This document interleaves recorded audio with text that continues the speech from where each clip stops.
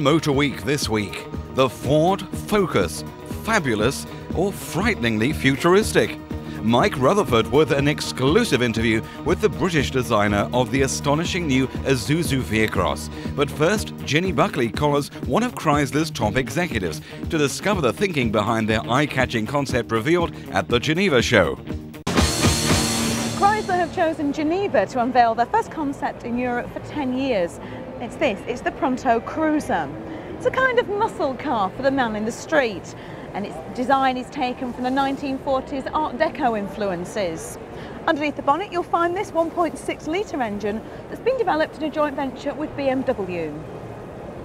Well, so it's lovely to see you on this side of the Atlantic. What's caused you to launch Pronto Cruiser in Europe? Because it's the first concept you've launched here for 10 years, isn't it? Yes, the last one we did was the Portofino in Frankfurt in 1987, and we had a great response, and that really kicked off the whole interest in concept cars for us. And after that, we've done so many of them, and we've had great success in the United States. We thought, it's really time to come back, and this one had a certain American feeling. It's very emotional, but it also has a European practical side that we really wanted to introduce here, and so the reaction so far has been extremely strong. We're really pleased.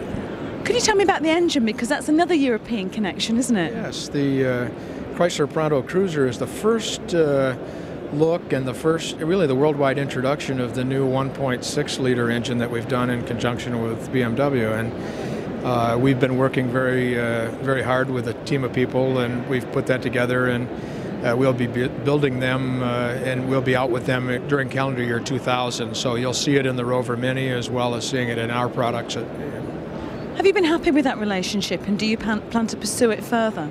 No, we're very happy with the relationship, and yes, we're very happy with that. But right now, we'd like to make that relationship one that's very strong and work, and it's really nothing more than that venture. And we'd like to keep it that way. If that works, who knows what would happen? But right now, there's really nothing more than two great partners.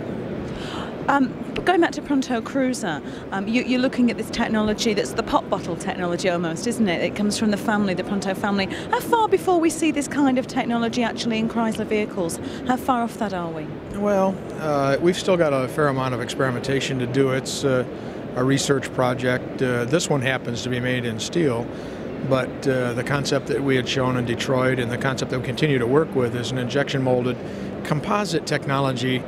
The pop bottle might have been a little bit of a simplification because the material is much more rigid and it's glass filled, and the proprietary technology that's going into being able to mold it is quite rigorous. But it really is a wonderful solution because it breaks our paradigm, and that's really why we're anxious to explore it. And we're looking for a project, we're looking for a place that would be an ideal opportunity to just learn, much like we learn with Viper, or much like we've learned with Prowler as an aluminum experiment. You seem to be creating small cars, which I think most manufacturers agree are the way to go, but you're trying to make them, to me, very exciting and different. Is that really what you're aiming to do, to show that small doesn't have to mean functional and boring? Well, exactly. I think that's part of the emotional element. I think that's part of, maybe even a little bit of an American culture. But I don't think anyone wants to feel, well, I just drive a small car. I think they really do feel, well, that's something that has to be an aspiration or something that you would desire to do. And that's what we're trying to touch here. You notice coming back to fender forms where you get the stance very wide, it has a look of capability, and yet the practical side is making it a little bit taller maybe. And right now, this vehicle is shorter overall than a C-Class, and yet it's got more interior room than most CD segments. So it has a very functional aspect as well. Well, amazingly enough, the Hyundai Euro 1 is here. It's designed by a couple of Brits actually.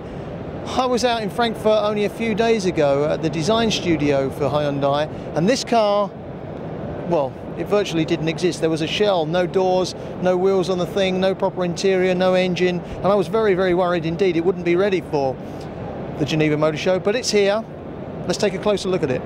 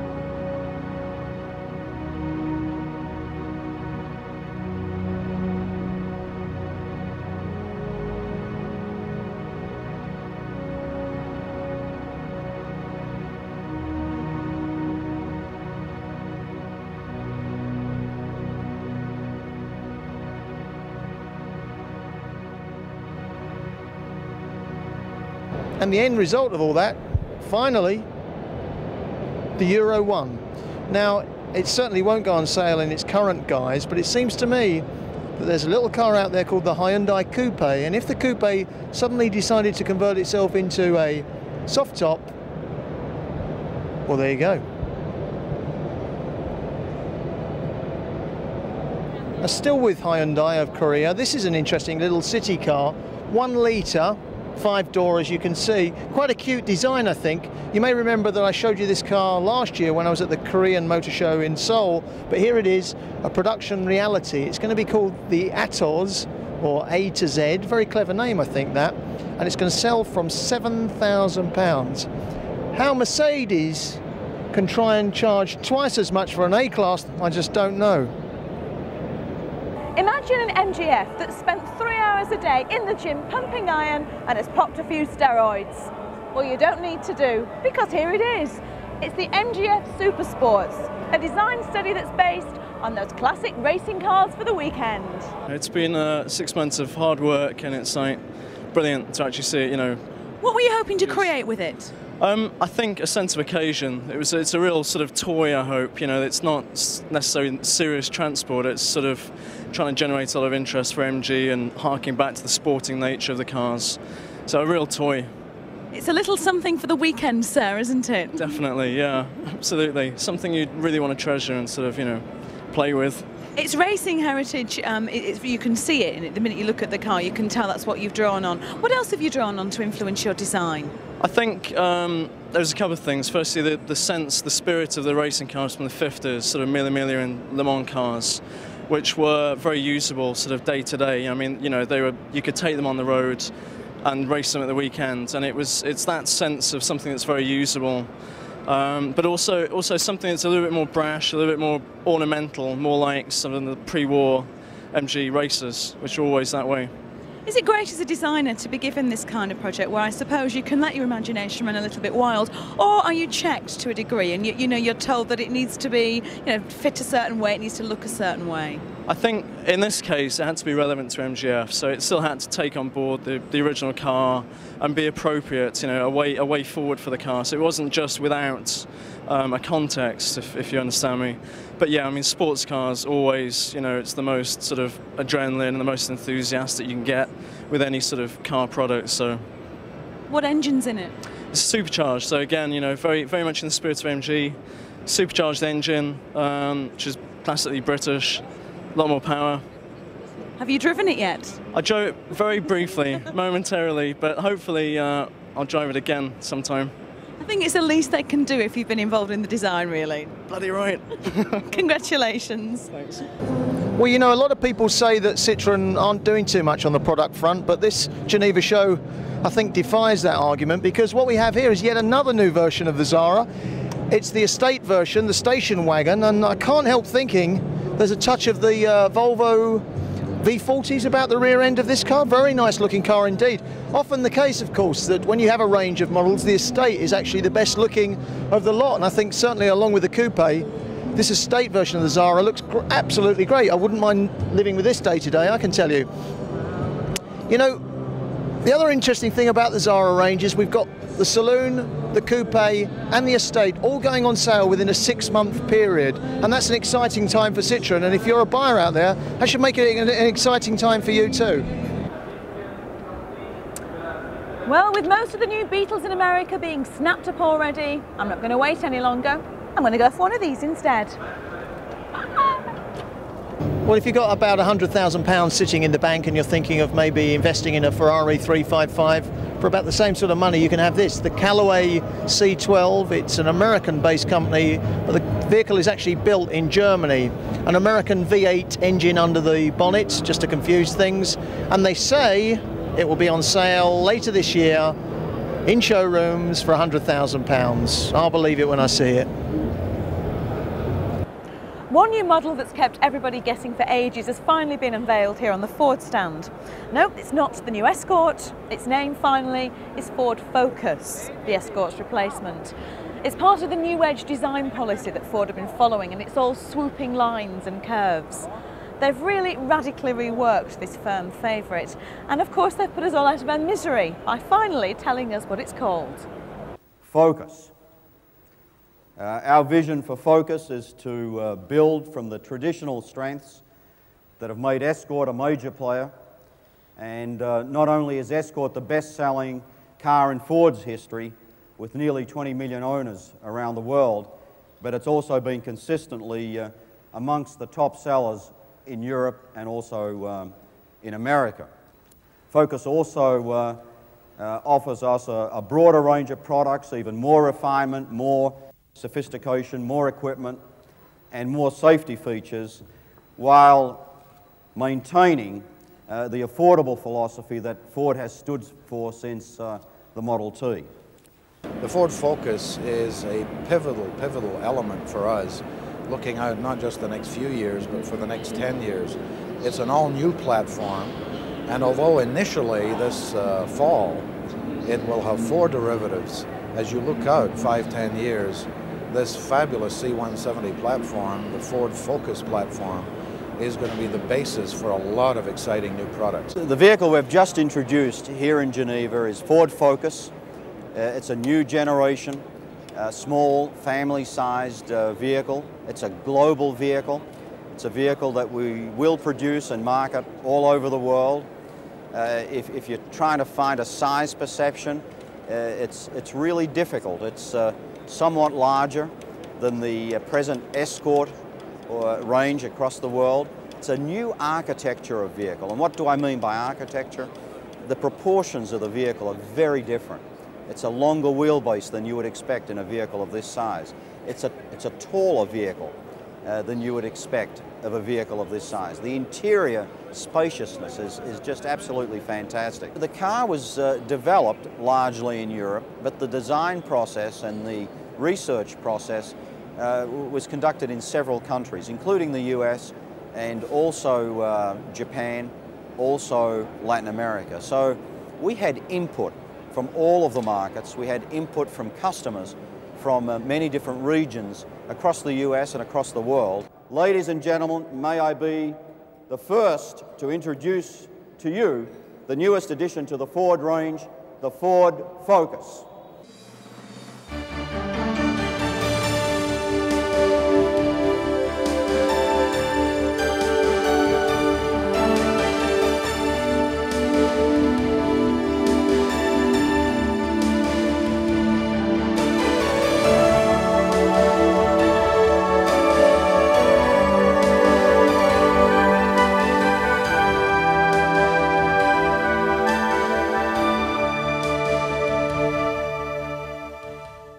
After the break, another Motor Week exclusive as Mike Rutherford talks to the British designer of the amazing new Isuzu.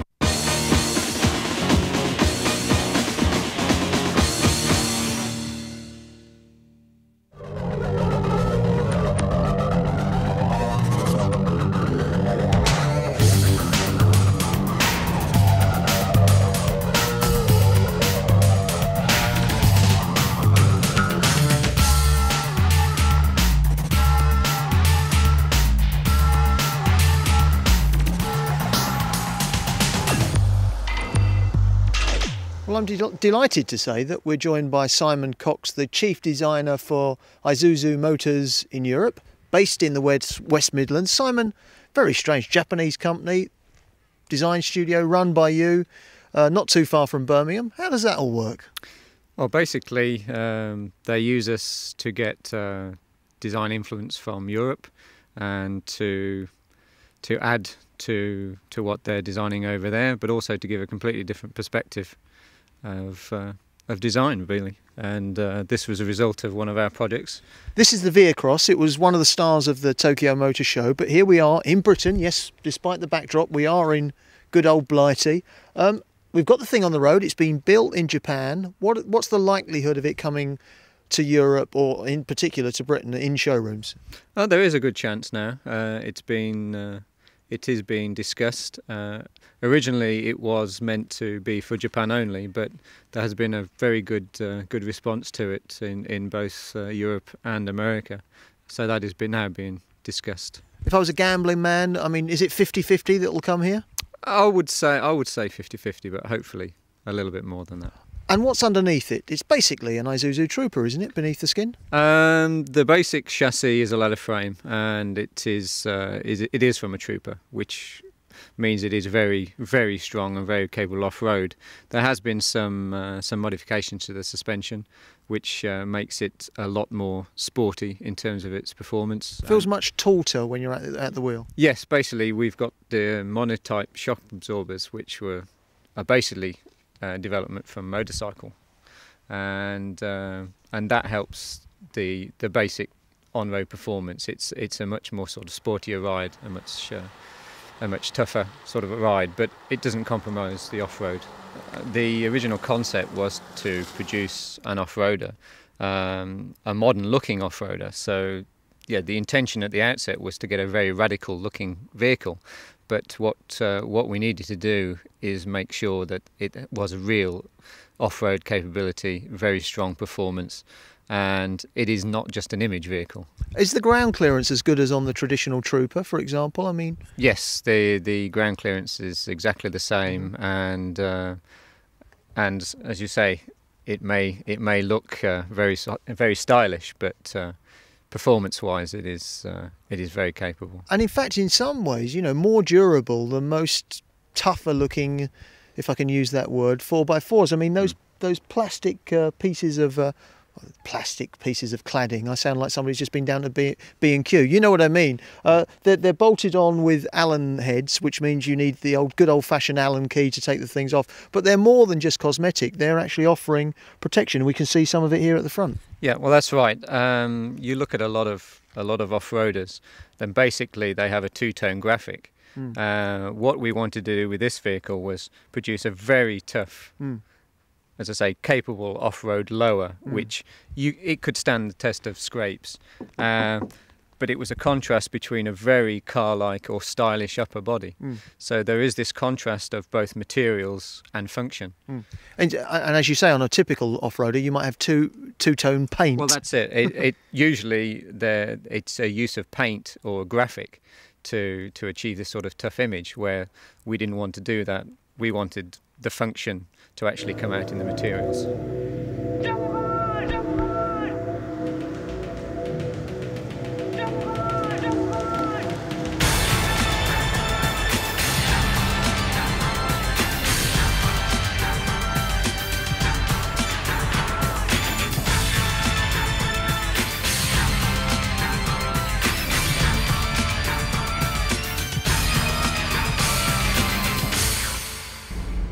Well, radical on the outside, radical to say the very least, but on the inside, nothing terribly different about the V-Cross compared with the Trooper. I say that, I mean, there's nothing mechanically different from a driving point of view. It feels very similar. Nice solid ride, actually. I kind of like the feel on the road. Some nice kind of Recaro style seats here. In fact, they are genuine Recaro seats that give that body hugging feeling. I'm not sure if they're ideal for off-roading, but who cares? This is a vehicle, you've got to remember, that's going to spend probably 95% of its life, if not more, on the road. And it's got lots of gadgets and gizmos that would impress any gadget freak, really. We've got a little device here, which is a television set come TV monitor. What it means is when you whack the automatic gearbox into reverse, you don't have to use the mirrors. There's a camera that points out of the back of the car, and you get the image of the track or the road or whatever behind you as you're reversing.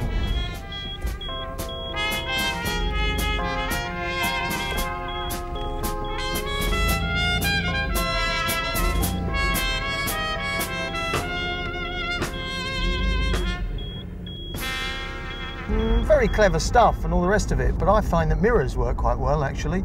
The dashboard is pretty much, apart from the TV monitor and the fancy stereo, pretty much standard. Nice steering wheel, very nice feel, very sporty feel to it. Managed to combine a kind of off-road feel with a kind of sporting look. And I think that's exactly where this vehicle falls. Obviously, it's not a utility vehicle in the true sense of the word. It's not a sports vehicle, it's a cross between the two. It's fun, it's fashionable, it's trendy, and the interior matches that.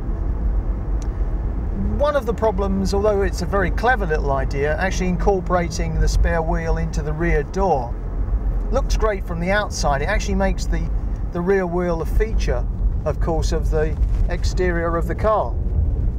But one of the problems with it is that you then have the cover for the rear wheel intruding into the rear screen.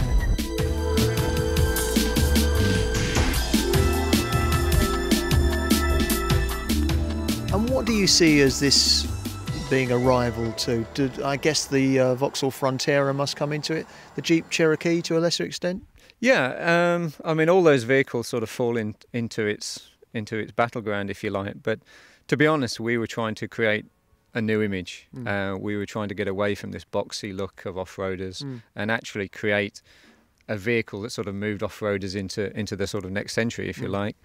Part of the aerodynamics is an area that tend to be forgotten on off-roaders. Helps out with the fuel consumption a bit as well. Absolutely. I mean, it is a very sporty car. It's very capable, as I say, on-road and off-road. It's a V6 engine, so the aerodynamics of it obviously play a part.